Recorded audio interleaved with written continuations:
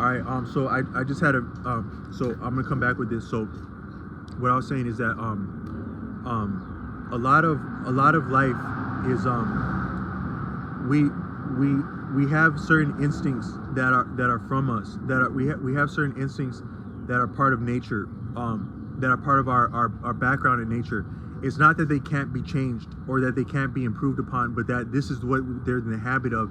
So they're entrenched over millennia and eons, and you it's very difficult to change something that's that entrenched. That might be part of what we're coming up against in the modern iteration, is that with some of the sophistication of the matrix apparatus and technology, the facility around dating and a communal dating place, a communal in the past you would be, it's been said by different people that you'd be dating someone in your local community, your local neighborhood, maybe the next town over, if that. But you'd also be competing with people in your local community, your local neighborhood, your local village, the next one over that far. But now we're in a digital framework where it is rapid, it's more rapid, and it's also more broad and sophisticated, as has not been experienced by the human being that we can appreciate to this point. And that in itself, that the reality that we've come into, it's actually, some of it has transpired since I've been alive. It had not been like that even when I was alive, when I was younger. I'm referring to like the mid 80s to 90s I experienced. And then as the early 90s was the modem became popular. My father was one of the first adopters of the modem when it became popular, and it was very profound that he'd be communicating with one of his friends across the apartment complex where I lived by a computer. When I was young, you wouldn't appreciate a computer as talking to another computer. When I was young, computers were already on the scene, and there'd be some cool stuff like with CD-ROM, like some of Apple, the company Apple had a relationship with the schools, so a lot of schools would have Macintoshes and Apples. Macintosh was a Apple. I might sound dumb if I sound like I think people wouldn't know that, but Macintosh, Apple was in a lot of the schools, and I think they still are. But they were cool, and they could do like cool games. Like we'd play this game like Oregon Trail when we had like free time, and that was a lot of fun. That'd probably still be fun to play that old one to this day, the Oregon Trail. But you wouldn't appreciate a computer as talking to another computer at that point in the 90s, the early 90s. Then the modem came out in the early 90s, and by the mid 90s, people had internet now. But internet, it wasn't fast and it wasn't reliable either. It was like, oh, this is this internet thing, and it's kind of cool because it can do like some sophisticated stuff, but there's not a lot that it can do. And you wouldn't think about actually going to a store and buying something with the internet. You wouldn't think like that. And then there was something like NBA.com, NBA Online. So I was a basketball fan, and I would love like I would love Sports Center. So I would fixate and relish Sports Center every night and watch all the highlights that had taken place in the NBA that day. But then so NBA, they had NBA.com, and that was like one of the first actual cool websites that I'm aware of online was NBA.com. Also, your Amazon that you have now, like Jeff Bezos' Amazon, he was around at that time, and that's when he cut his teeth back then in the late 90s, because he was the first one ushering in this .com finance and commerce. I think Amazon was famous back then, like the late 90s, early 2000s. Amazon was prominent. I had heard of it because just like they had that game, the Oregon Trail, I think they had another one, a fancier one, a better one called the Amazon Trail, because the Oregon Trail, it was a video game where they were replicating the gold rush of 1849, like the football team, the 49ers.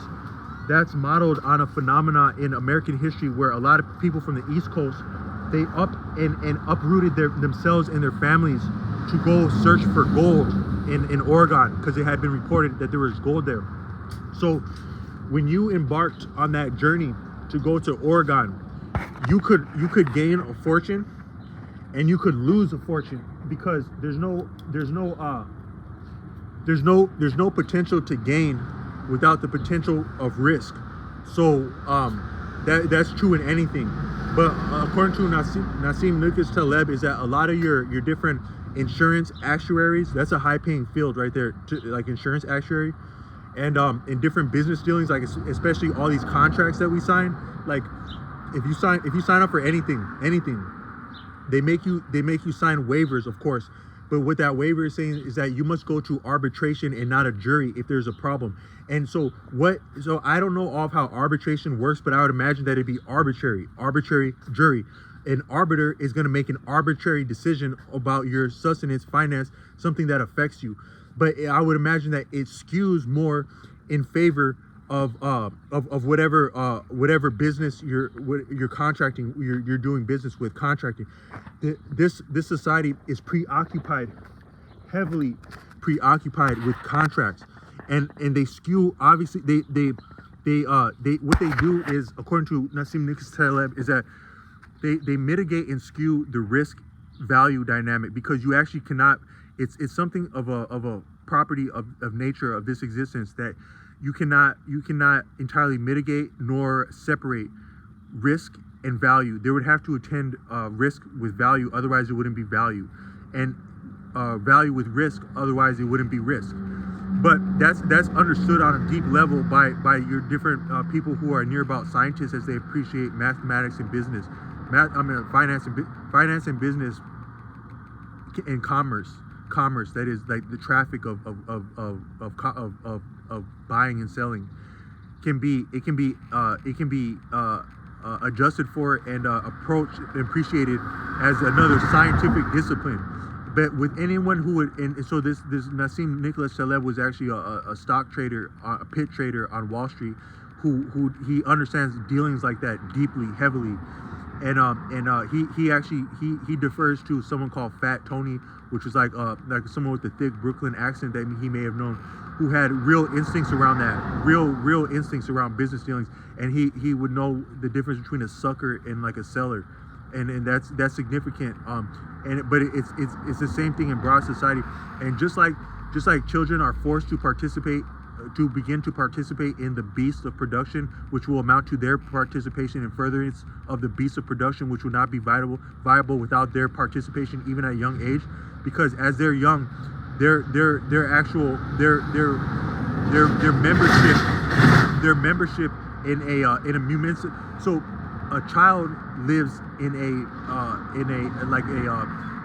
a school district. A child lives in a school district, which is a political district, and that child's actual being, their identity is actually it's a valuable, it's as valuable as currency. A child is as valuable as currency to a political body, a school district, a local district. A child is that valuable because they justify the tax. Their parents are taxpayers, but also them as members of a community, citizens, a child, a minor, is they're entitled. They're an entitlement. A child is an entitlement. They are valuable as an entitlement, is that they are entitled to finance, to tax revenue that would go to a school system, the different apparatus that school system would need to subsidize in order to make that school viable. And then therefore the different finance that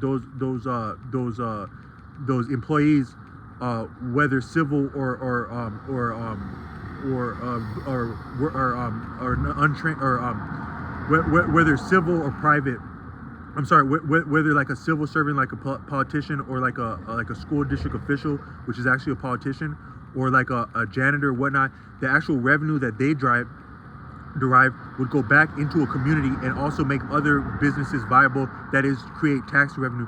So the reason that a child must participate in school is because of the financial incentive. You can follow the money to anything. So it's the money on the table. So there's money involved, so the child must go to school because there's money at play. What